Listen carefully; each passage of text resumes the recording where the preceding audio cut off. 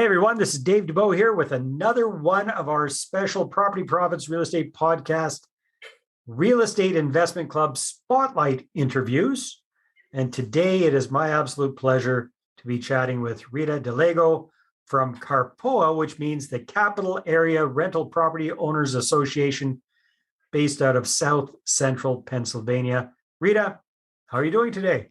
I'm doing quite well, thank you.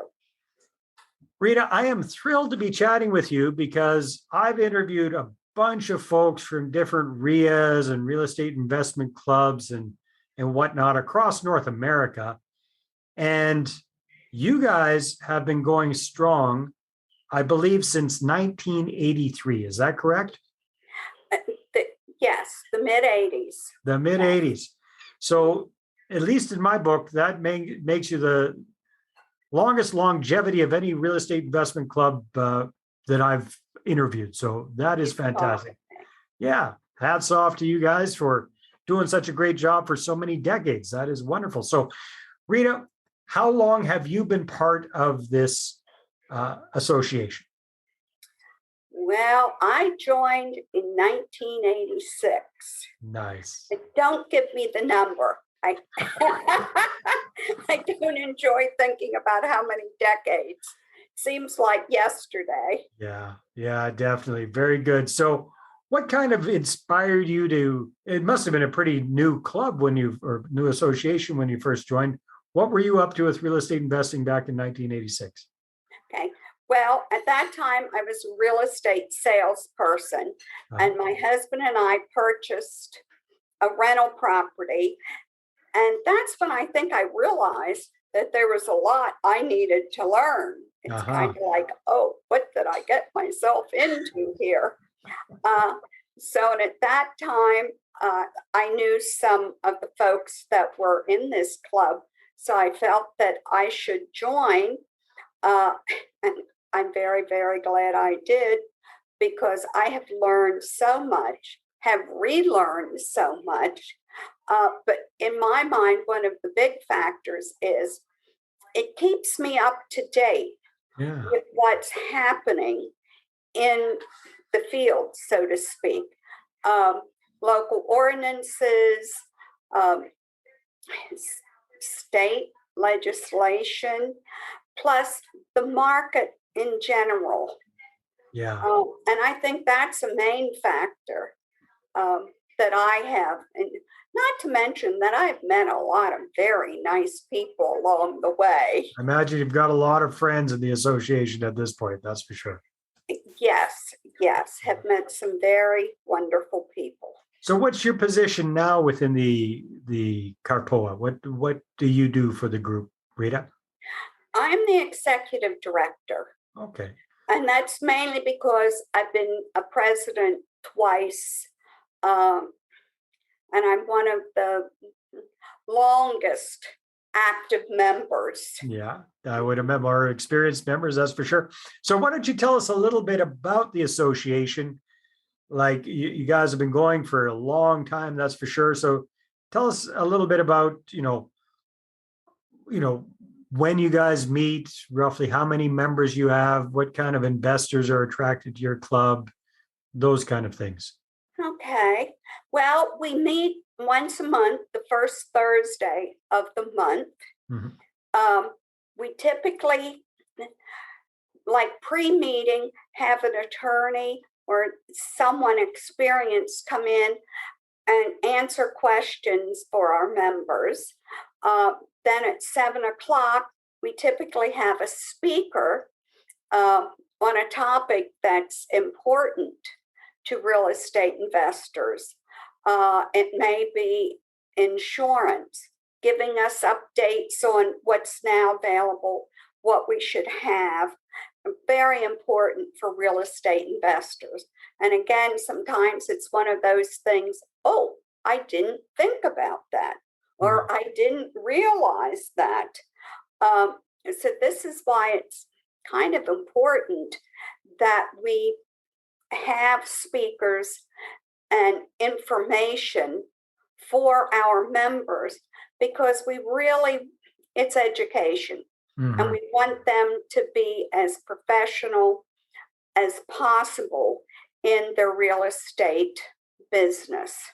Yeah, well, that makes a lot of sense. We were talking a little bit off camera, and you're mentioning that when you first got in, you realized the importance of that further education, because initially it's not that tough to become a real estate investor. However, it is a little bit more of a challenge to become an accomplished, a successful real estate investor. There's some education that's required, and you can either do it through the School of Hard Knocks or learn from an association like yours. Right. Well, we figured that no one can afford to make all the mistakes. Good point. And a smart man learns from his own mistakes. A wise man learns from the mistakes of others. That's right. And I guess that means that ladies don't make many mistakes, because it's us guys that have to learn from our mistakes. Well, I use the term men. I know. I'm just gender neutral. I'm just joking with you. So how many people do you have? How many active members do you have in your club at this point, Rita? We have approximately 150 members. Good. Now, my husband and I are one member. Right. Partners can be one member. So there's more than 150 people in our association, but it's around 150. Well, that's a good size association, yet it's not so big that people feel like they're a number. I mean, that's a nice number. It's a good sized group, and probably everybody knows everybody. Well, and we try to be familiar with our members. The networking is very important to us because, again, you learn from, what the others are doing that's working, what may not be working so well, things of that nature, which makes it extremely important, to attend the meetings. We have a newsletter. We send out updates. Just before coming on here, I received an update from a local attorney in reference to a Pittsburgh issue, which is of importance to our members. So we were getting that out to our members. Because, again, the ordinances and state legislation is very important to us. Being in Camp Hill, I can go across the river to Capitol Hill, if you will, and talk with legislators and, discuss the impact of bills, what it will have on our industry. Because often they don't understand. People think that rental housing providers, landlords, if you will, are taking in a lot of money. Well, yeah, maybe we are, but we're sending out a lot of money. I mean, there's kind of an ecosystem here, You pay your rent, we pay the mortgage, the taxes, the insurance, the plumber, the electrician, the landscaper, all those folks. And that's one impact that this pandemic has had on our business. Well, that was what I was going to ask you, Rita. The club has been through many, many different cycles of the real estate market, many different ups and downs with the economy, with what's going on politically. How did the pandemic affect CARPOA as an organization? Not so much the landlords. I understand how it affected the landlords, but you guys as a real estate investment organization, how were you able to adjust during that very difficult time? Well, our board, we had to learn how to set up Zoom meetings, really how to reach our members. And of course, we do continue to send out the email on updates. But again, it's always nice to have the, face-to-face. Definitely. So that impacted us initially. Plus, in December of 2020, we could not have a Christmas dinner like we'd like to do, where our members come and, we play some games and just enjoy the company of one another. We couldn't do that. But I think it was in June when we started having the hybrid meetings. Okay. Yeah. Where we're meeting and also doing Zoom, for those that cannot come to the meeting or for whatever reason choose not to. Right. We're trying to keep everyone engaged because we feel, again, education is important, and being updated on what's happening and how you're supposed to proceed. Because I've learned over the years that there are a lot of landlords out there that really aren't in tune to the landlord tenant law and how they are to proceed. And amazingly, in Pennsylvania, and I'm saying amazingly because I know this and I guess I just expect others to know it too, but in Pennsylvania, if you are managing property for someone other than yourself or immediate family, you need to have a real estate broker's license. Wow. Yeah. I'm sure there's lots of people who don't know that or ignore that. They're flying under the radar. Yeah, that's. Yes. So that's something that we like our folks, our members, to be aware of. Yeah. Yeah, no, that makes a lot of sense. There's a lot of nuances. There's a lot of different regional differences. Heck, not even state to state. It could be county to county, city to city, municipality. Exactly. Yeah, so it's very, that's why it's so important. Yes. Yeah. Philadelphia functions differently than Pittsburgh or Erie and even Harrisburg. So yes, we need to be in tune with, what's happening across the state.